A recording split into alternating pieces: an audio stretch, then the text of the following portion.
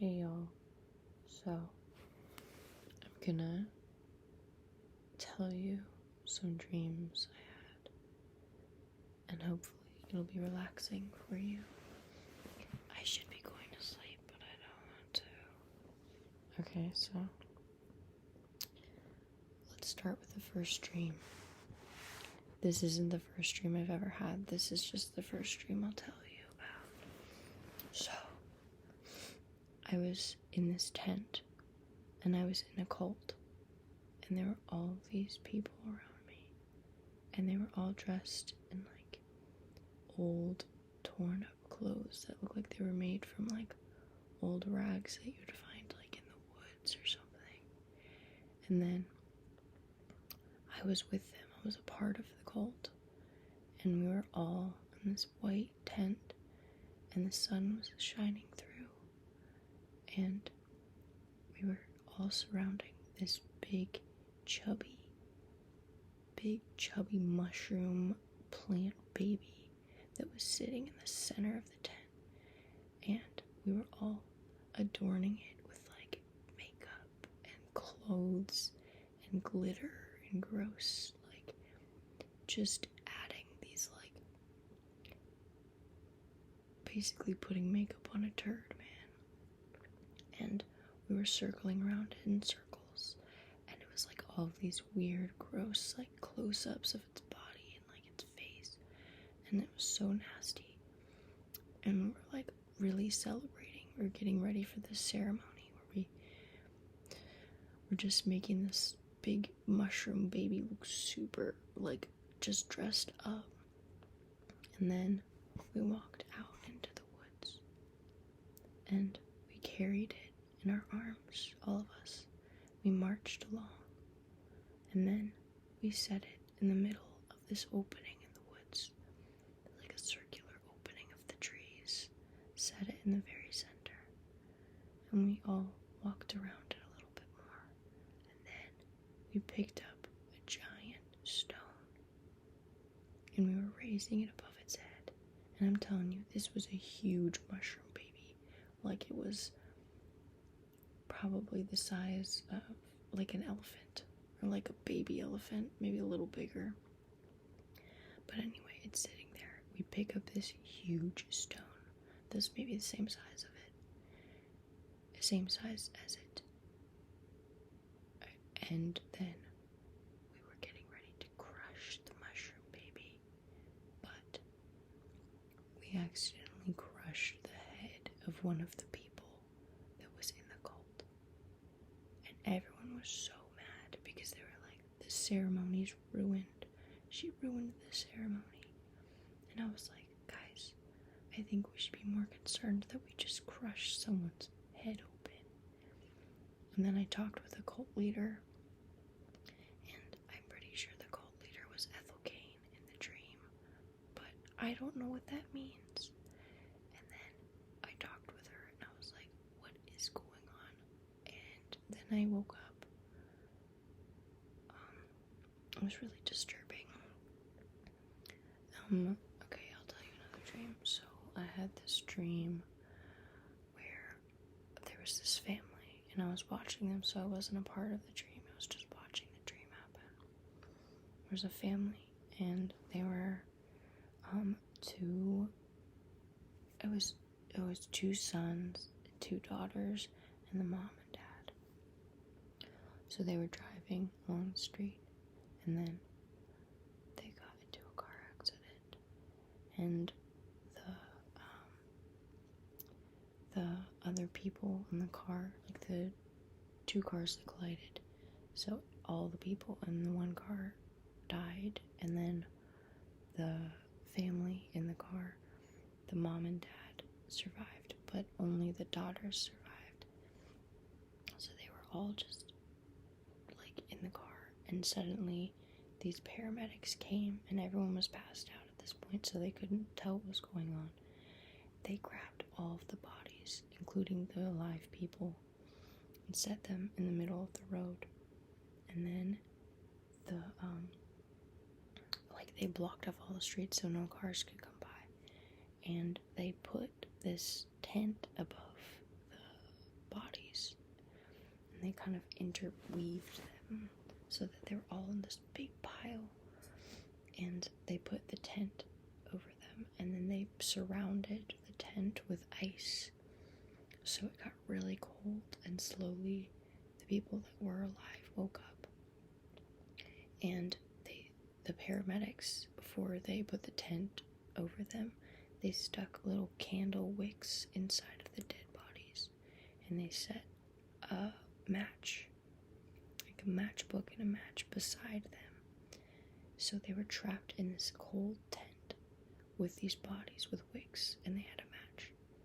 And so they had no choice, because it was starting to get so cold that they burned the bodies like they were candles so that they could keep warm. So they had to burn their own siblings in order to keep warm. And then their bodies were slowly melting away, just melting, and it was disgusting and awful, and I hated it. And then they were trying to cry for help and stuff. And so the paramedics, they were like, oh no, they kind of switched sides, and they were like, let's save you. So they took all the people that were alive, so the mom, the dad, and the two daughters, they took them to this warehouse, and they were like, we're gonna keep you safe here. But then the two daughters were really confused, because they were like, why won't you just let us go home? But the paramedics wouldn't answer them. But the parents were kind of brainwashed or something, so they didn't know any better. And so it was time for bed or something. So the paramedics were tucking everyone in these separate rooms in these little beds, but the beds were right, this was the bed, and then there's a window right by the front of the bed. And they had the mom and the dad lay down with their heads just out, sticking out of the window. And then they shut the windows. And so the daughters started running away because their parents had just been killed by the paramedics. So then they start getting chased, and the older daughter, she gets chased into this room where they're going to hose her with steaming, boiling water. And so the younger daughter tried to save her, but she couldn't. And so she runs away, and she's in this big gymnasium that's inside of the warehouse. And this one paramedic is running after her, and he has a knife, and he's throwing it at her. She has a bunch of knives or something, and he's throwing them at her. But she sees this rope, and she starts to climb it, and it heads out of a window. So she's climbing up, but then the rope gets hit by the knife, and so she falls to the ground.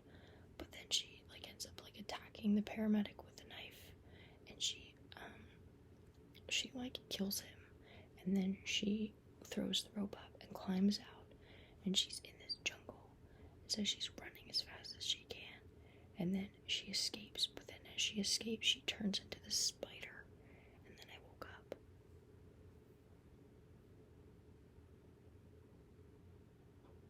I don't know what any of these mean.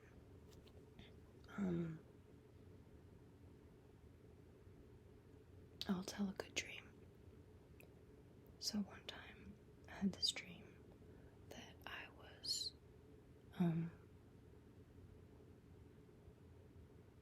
this one's kind of good but also sad. So I had a dream that I was, wait, I don't remember this dream all the way. Hold on, I'll tell a different one.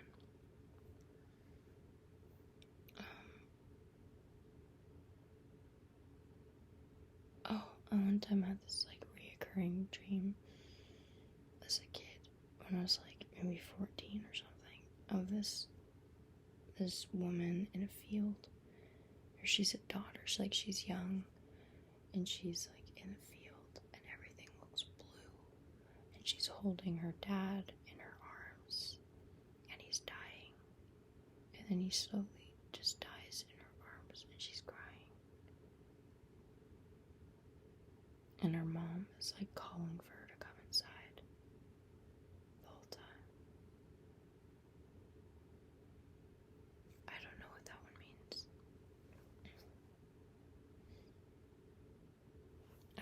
I have such sad dreams. I'll tell you the dream I had last night. So I had a dream that I was at my work, and it was like, it looked weird, but I was with my 2 coworkers, and then there's this thunderstorm, and we could hear all of the thunder, but it sounded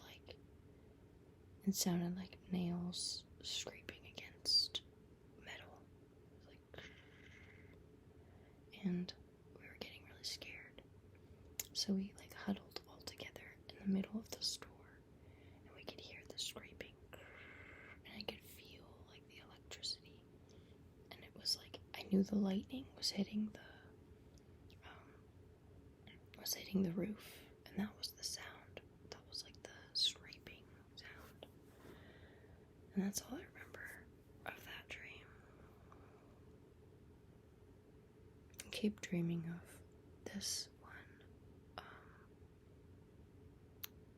It's my grandma's house, but there's this one room in the back that connects to all these other rooms.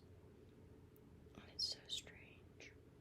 And I don't know what it is. It's like every time I dream about her house, I end up going in that room and I crawl into this like little door that like has these hallways, and it all connects every place I've ever been to in my dreams. It's so weird, I don't know. Strange.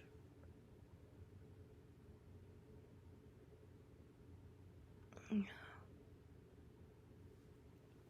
One time I had a dream that I fell in love with this girl. Maybe it was like when I was like, I dreamt about it when I was like 17, I think.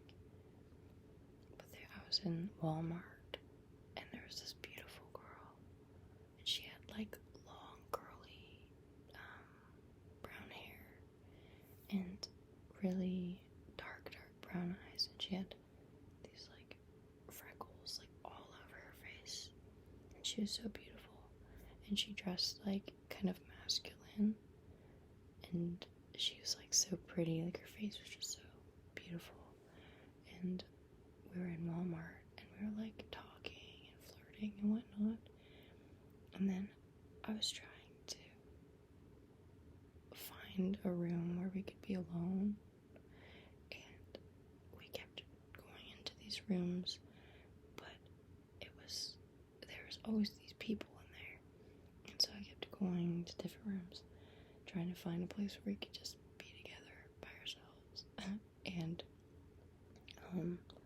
then we walked into this closet, and that's pretty ironic, and then she was like, saw all of the clothes in the closet, and they were all unorganized, and she was like, oh my god, I love organizing clothes. And I remember just thinking that was so cute that she got so excited to organize clothes, and I like looked at her eyes, I like grabbed her face and looked at her eyes, I was like, I forget what I said, I was like, you're so beautiful, or something, and then I think we kissed.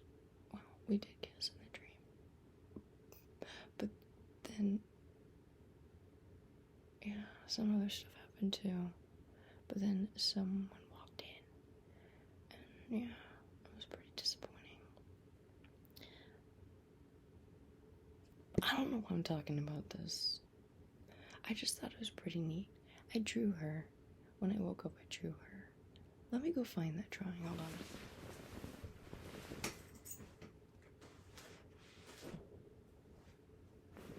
Because I was like, really sad. I was like, man, too bad she's not real. Hold on. Did I draw her in this notebook? Yes, I did. This is her.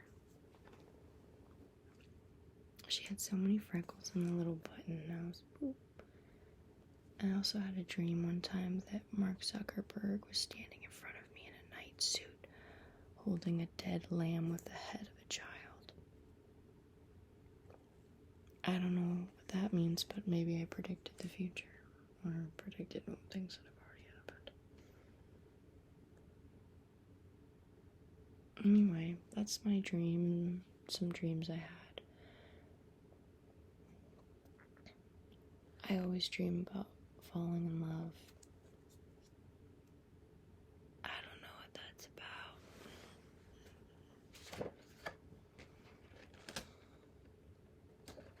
Yeah, maybe I'll go smoke a cigarette on my porch now. I hope you guys have a good night. I'm going to go to sleep and be really sad in the morning that I didn't go to sleep sooner. But you have the power. Go to sleep right now, okay? Good night. I hope my dreams were interesting to hear.